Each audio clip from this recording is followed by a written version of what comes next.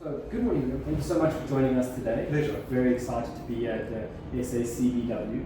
And as one of the speakers today, we definitely want to get some of your behind-the-scenes insights as to what we can do with AI to power the youth and your sort of perception on it. So, I want to start off with some easy ones. Is how has AI impacted your job on a day-to-day basis as it goes? Well, I use it as a resource. To give an example, when ChatGPT came out, I started asking ChatGPT to help me do research. So if I drop an assignment for my students, something that would have taken me 5 or 6 hours to research, I would get ChatGPT to give me information, and then I will go and alter that info, and I will just do maybe some fact checks to make sure that the info is correct. That is wonderful, and it's truly one of the better use cases for text generation models. And one of the things we see often with educators in the industry is, like you said, as a resource material, how often do you find your students are using AI to try and get their work done faster? And do you notice mistakes that they make with it?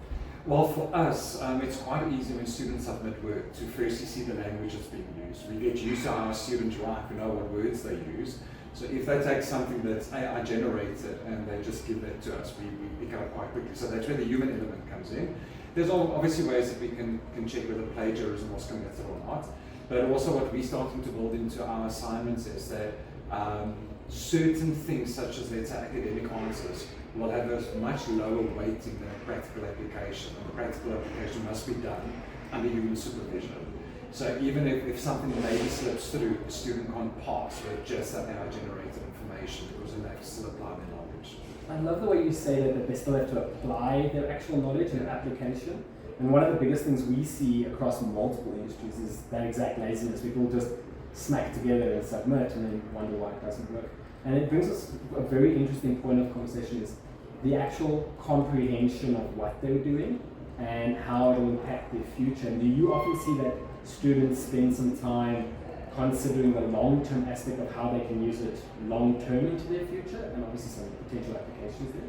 It's an interesting question. I think many students, and that's just unique to education now, whether you're in high school or college or university, I think a lot of students just see the short-term impact because they maybe have to submit some work, so they use AI and it's quick and it's done. The long-term problem is the student may study, let's say, a 2 or 3 year course, but at the end of the course we may give them an overarching assessment that tests knowledge from year 1. And if they use, let's say, AI for short-term gain, when they get to the final assessment, they're going to be pretty useless in the way that they answer and apply their knowledge. Because they won't have it. And also secondly, what we're starting to see is a lot of businesses are assessing students over and above them having a qualification. So an example is, we will get companies contacting the college and saying, hey, we need graduates. We give names to them, maybe they want the top 5 students in the course. But then when we follow up with those students, the company would actually assess them. So an example would be someone studies graphic design, and part of their design package that they studied was maybe Photoshop or 3D design, etc. It's fine, they've got the qualification, but in the second or third interview, the employer will just say, here's a PC, we want you to design a basic flyer for us. Or they would email them the night before and say, so by the way, here's like a marketing concept we want to run on social media. When you come in for your 9 o'clock interview, present the following for us. And then when the student presents it, it could have been maybe generated by AI, but in the interview they said to walk us through the steps, and the employer will pick up very quickly whether the student then actually did the work or not.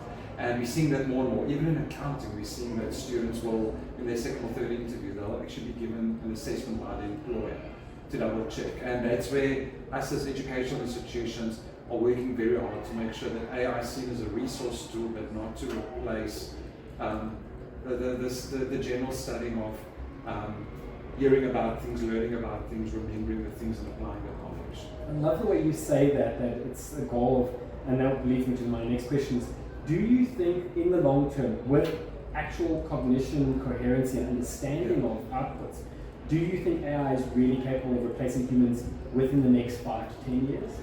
It's a tough question. I read about it a lot because as a college offering courses, we also need to see if AI is going to replace people, then we need to replace our courses with something else that's needed.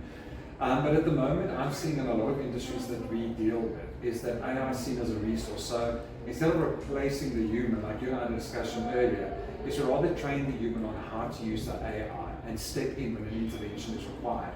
because often AI cannot solve complex problems, especially when it's company specific. And that's when a human needs to step in. And on the other hand is other experiences with just technology. I walk around and I tap my phone when I want to pay for things. And I've had it before where the internet is down and my data runs out and I can't pay. And I think one day there might be a time when AI is down, technology lets you down. And if you don't have humans that step in there, your company cannot give support to the clients. Absolutely love the way you say that as good as AI is, it's still completely limited to our access to the internet, which if you go outside the cities obviously becomes reducing, yes, less accessible. So on that note, is there one sort of key phrase or piece of advice you would give the youth going into the future with regards to being a little more cautious or their usage of AI in their future? My take on it is that if people are going to use AI because they are lazy and they want AI to do their work for them, then you run the risk of AI is going to replace you, because employers will get to a point where they say that if my employee is only using AI to do their work, why do I need the employee there? You have to make yourself irreplaceable. And by maybe integrating AI into your work, but you're the one who does the back-end programming or the security on it, etc., you can't be replaced, because at the end of the day, the default will be the human who needs to solve the problems and serve the customer. Absolutely love it. Like you say, the tool is just a tool and the human hand guided it. Absolutely. Can only go one way. Thank you so much, Riaan. That was a fantastic interview. Really, really appreciate it. And look forward to doing some more work with you guys in the future. Thank you. Thank you, everyone. We're from Unigrad. I hope you all enjoyed the interview and look forward to the next one.